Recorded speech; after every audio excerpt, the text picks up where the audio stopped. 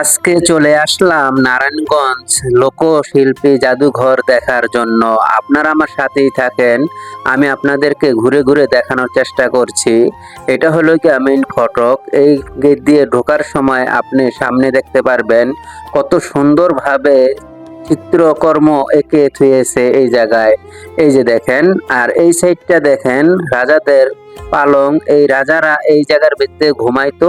আর building এর কারুকার্য দেখলে আপনি মুগ্ধ হয়ে থাকবেন। দেখেন কত সুন্দর কারুকার্যগুলো।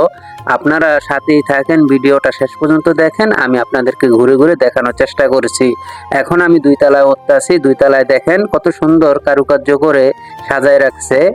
আর সামনে দেখি আমরা কি আছে। আমরা একে একে সবই দেখব। আপনারা সাথেই থাকেন যাতে আমরা কোনোটা মিস না করি। এই যে দেখেন কত সুন্দরভাবে আর্টিস্ট করে থুইছে আগেরকার দিনের আসবাবপত্রগুলো দেখেন। এই জায়গায় এই যে মাটির তৈরি, কাঁসার তৈরি, হ্যাঁ। আর এই জায়গায় আছে আপনার যুদ্ধে ব্যবহৃত তরোয়ালগুলো, প্রাচীন যুগের। এটি খুবই দামি আর খুবই প্রাচীন।